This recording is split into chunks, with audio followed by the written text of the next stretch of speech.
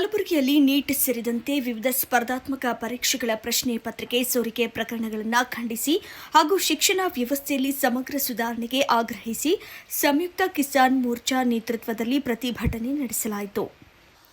ದೆಹಲಿಯ ಜಂತರ್ ಮಂತರ್ನಲ್ಲಿ ಉಪವಾಸ ಸತ್ಯಾಗ್ರಹ ನಡೆಸುತ್ತಿರುವ ಸೋನಂ ವಾಂಗ್ಚುಕ್ ಅವರಿಗೆ ಬೆಂಬಲ ಸೂಚಿಸಿ ರೈತರು, ವಿದ್ಯಾರ್ಥಿಗಳು ಹಾಗೂ ವಿವಿಧ ಸಂಘಟನೆಗಳ ಮುಖಂಡರು ಧರಣಿ ನಡೆಸಿದರು.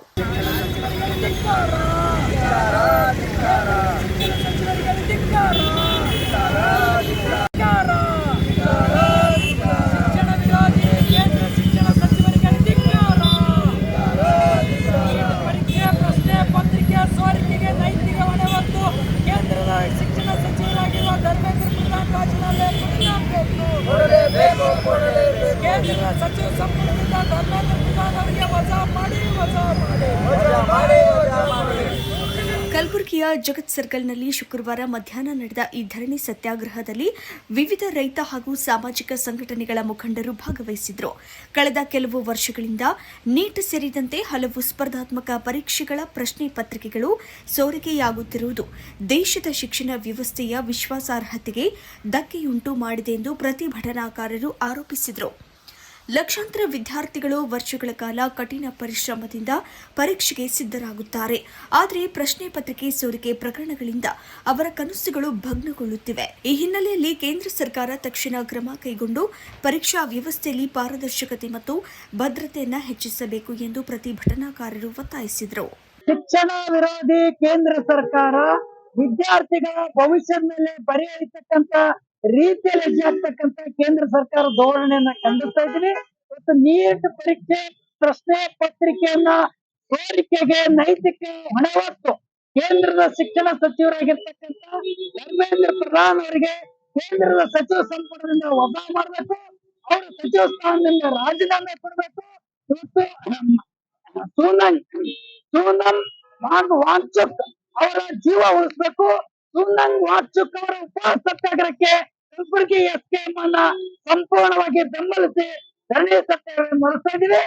ಇಡೀ ಹಗಲಿರುಳು ಶ್ರಮ ಪಟ್ಟಿರ್ತಕ್ಕಂಥ ಶ್ರಮಜೀವಿಗಳಾಗಿರ್ತಕ್ಕಂಥ ಇವತ್ತು ನೀಟ್ ಪರೀಕ್ಷೆ ವಿದ್ಯಾರ್ಥಿಗಳ ಭವಿಷ್ಯದ ಮೇಲೆ ಬರೆಯತಕ್ಕಂಥ ಕೇಂದ್ರ ಸರ್ಕಾರದ ನೀತಿಯನ್ನ ಖಂಡಿಸ್ತಾ ಇದ್ದೀವಿ.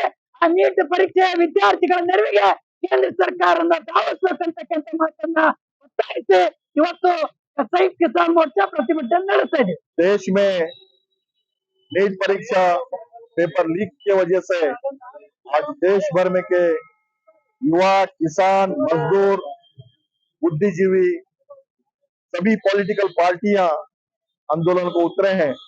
फिर भी धर्मेंद्र प्रधान उनका राजीनामा सरकार केंद्र सरकार नहीं ले रही. ये ऐसी सरकार है, ये व्यापम चोरी की सरकार है, ये राफेल चोरी की सरकार है, राम मंदिर में का चंदा चोरी की सरकार है, व्यापारियों का पैसा चोरी की सरकार है. ये टोटली देश का मतदान चोरी करना, एमपी चोरी करना, एमएलए चोरी करना, ये सभी चोरों के सरदारों की सरकार है. इसके लिए देश चलाने के लिए लायक नहीं है. ये नालायक लोग है. ये राजीनामा उतना ही नहीं, ये सरकारी बर्खास्त करना चाहिए. ಭಾರತ ದೇಶದಲ್ಲಿ ನೀಟ್ ಪರೀಕ್ಷೆ ನಡೆಸಲಾಗಿತ್ತು. ನೀಟ್ ಪರೀಕ್ಷೆ ನಡೆಸಿದ ಕೆಲವು ದಿನಗಳ ನಂತರ ಏನ್ ಸುದ್ದಿ ಬಂತು ಅಂದ್ರ ಪ್ರಶ್ನೆ ಪತ್ರಿಕೆ ಸೋರಿಕೆ ಆಗ್ಯದ ಅಂತ. ಈ ಒಂದು ಪ್ರಶ್ನೆ ಪತ್ರಿಕೆ ಸೋರಿಕೆ ವಿಚಾರವನ್ನು ತೀವ್ರವಾಗಿ ಮಾನಸಿಕ ಆಘಾತಕ್ಕೆ ಒಳಗ್ ಮಾಡಿದ್ದು ವಿದ್ಯಾರ್ಥಿಗಳಿಗೆ. ಭಾವಿ ಭವಿಷ್ಯದಲ್ಲಿ ಸಾವಿರಾರು ಕನಸುಗಳನ್ನು ಕಟ್ಕೊಂಡು ಊಟ ಇಲ್ಲ, ನಿದ್ದೆ ಇಲ್ಲ, ಹಗಲಿಲ್ಲ, ಇರುಳಿಲ್ಲ ಅನ್ಕೊಂಡು ಓದ್ಕೊಂಡು ತಮ್ಮ ಕನಸುಗಳನ್ನ ನನಸು ಮಾಡ್ಕೋಬೇಕಂತ ಹೇಳಿ ಅದೆಷ್ಟೋ ಲಕ್ಷಾಂತರ ವಿದ್ಯಾರ್ಥಿಗಳು ತಮ್ಮ ಒಂದು ಕನಸಿಗಾಗಿ ಹಾತೊರಿತಾ ಇದ್ರು. ಅಂತ ಒಂದು ಸಂದರ್ಭದಲ್ಲಿ ನೀಟ್ ಪರೀಕ್ಷೆ ಏನಾಗದಲ್ಲ ಪ್ರಶ್ನೆ ಪತ್ರಿಕೆ ಸೋರಿಕೆ ಅಂತಕ್ಕಂತ ವಿಚಾರವನ್ನ ಕೇಳಿ ವಿದ್ಯಾರ್ಥಿಗಳು ಏನ್ ಮಾಡಿದ್ರು, ಆತ್ಮಹತ್ಯೆ ಮಾಡ್ಕೊಂಡ್ರು. ಅಂತ ಆತ್ಮಹತ್ಯೆ ಆದಂತ ವಿದ್ಯಾರ್ಥಿಗಳಿಗೆ ಸರ್ಕಾರ ಕೂಡಲೇ ಪರಿಹಾರ ಒದಗಿಸ್ಬೇಕು. 14 ಜನ ವಿದ್ಯಾರ್ಥಿಗಳು ಆತ್ಮಹತ್ಯೆ ಮಾಡ್ಕೊಂಡಾರೆ. ಇದು ಹೊಣೆ ಯಾರು ಹೊತ್ಕೋತೀರಿ? अच्छे दिन आएगा कब आएगा अच्छे दिन ಅಂತಕ್ಕಂಥದ್ದು ನಾವು ಸಂಯುಕ್ತ ಕಿಸಾನ್ ಹೋರಾಟದ ಮೂಲಕ ಸರ್ಕಾರಕ್ಕೆ ಪ್ರಶ್ನೆ ಮಾಡ್ತಾ ಇದ್ದೀವಿ. ಭಾವಿ ಭವಿಷ್ಯದಲ್ಲಿ ಸಾಕಷ್ಟು ಕನಸುಗಳನ್ನು ಕಟ್ಕೊಂಡಿರ್ತಾರ. ಅವ್ರ ತಂದೆ ತಾಯಿ ಅಲ್ದೇನೆ ಮಕ್ಕಳಲ್ದೇನೆ ಇಡೀ ಕುಟುಂಬವೇ ಅವ್ರ ಮೇಲೆ ಅವಲಂಬಿತವಾಗಿರ್ತದ. ಅದೆಷ್ಟೇ ದುಡ್ಡನ್ನ ಖರ್ಚು ಮಾಡಿ ಅದೆಷ್ಟೇ ಓದಿ ಹಗಲ ರಾತ್ರಿ ಅನ್ನೋ ವಿಚಾರ ಮಾಡ್ದೇನೆ ಮಕ್ಕಳು ಓದಿರ್ತಾರ. ಇಂಥ ಟೈಮ್ ನಲ್ಲಿ ಪರೀಕ್ಷೆ ಬರೋದೇ ಒಂದ್ ದೊಡ್ಡ ಸವಾಲ್ ಇರ್ತದ. ಪರೀಕ್ಷೆ ಬರದಾದ ನಂತರ ಪ್ರಶ್ನೆ ಪತ್ರಿಕೆ ಸೋರಿಕೆ ಅನ್ನೋ ಒಂದು ಭ್ರಷ್ಟ ವ್ಯವಸ್ಥೆ ವಿರುದ್ಧ ಯುವ ಜನತೆ ಏನ್ ಮಾಡ್ಬೇಕು, ರೋಡಿಗಿಳಿದು ಧ್ವನಿ ಎತ್ತಬೇಕು ಅಂತ ಈ ಮೂಲಕ ಆಗ್ರಹ ಮಾಡ್ತಾ ಇದ್ದೀನಿ. ದೇಶದಲ್ಲಿ 2025-26ನೇ ಸಾಲಿನ ನೀಟ್ ಪರೀಕ್ಷೆಯಲ್ಲಿ ನಡೆದಂತ ಅವ್ಯವಹಾರ ಮತ್ತು ಪ್ರಶ್ನೆ ಪತ್ರಿಕೆ ಸೋರಿಕೆಯಲ್ಲಿ ಅತ್ಯಂತ ದೊಡ್ಡ ಮಟ್ಟದ ಭ್ರಷ್ಟಾಚಾರ ಅಡಗಿದೆ ಅಂತ ಈ ಮೂಲಕ ನಾನು ಆಗ್ರಹಿಸ್ತೇನೆ, ಒತ್ತಾಯ ಮಾಡ್ತೇನೆ. ಈ ನೀಟ್ ಪರೀಕ್ಷೆಯಲ್ಲಿ ದೊಡ್ಡ ಮಟ್ಟದ ಭ್ರಷ್ಟಾಚಾರ ನಡೆದಿರುವುದನ್ನು ಕೇಂದ್ರ ಸರ್ಕಾರ ಕೂಡಲೇ ತನಿಖೆ ಮಾಡಿ ತಪ್ಪಿತಸ್ಥರನ್ನ ಶಿಕ್ಷಿಸಬೇಕಂತ ಈ ಒಂದು ಒತ್ತಾಯದ ಮೂಲಕ ಪ್ರತಿಭಟನೆ ಮೂಲಕ ನಾವು ಒತ್ತಾಯಿಸುತ್ತೇವೆ. ಏನು ಈ ಶಿಕ್ಷಣ ಸಚಿವರು ಈ ನೀಟ್ ಪರೀಕ್ಷೆಯನ್ನ ನಡೆಸುವಲ್ಲಿ ವಿಫಲರಾಗಿದ್ದಾರೆ, ಅವರು ಕೂಡಲೇ ರಾಜೀನಾಮೆ ನೀಡಬೇಕಂತ ನಾನು ಒತ್ತಾಯಿಸ್ತೇನೆ.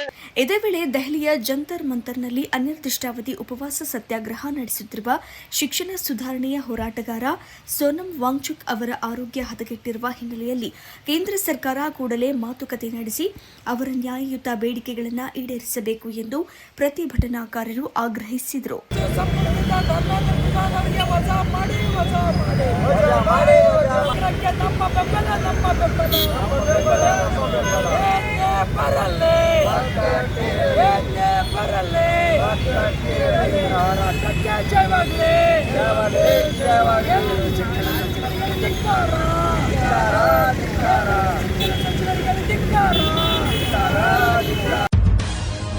ಜನಸಾಮಾನ್ಯರ ಪ್ರತಿಧ್ವನಿಯಾಗಿ ಸಮಾಜದ ಪ್ರತಿಬಿಂಬವಾಗಿ ಜೆಟಿವಿ ಜನಾಭಿಪ್ರಾಯ ನ್ಯೂಸ್, ಜನಾಭಿಪ್ರಾಯವೇ ನಿರ್ಣಾಯಕ.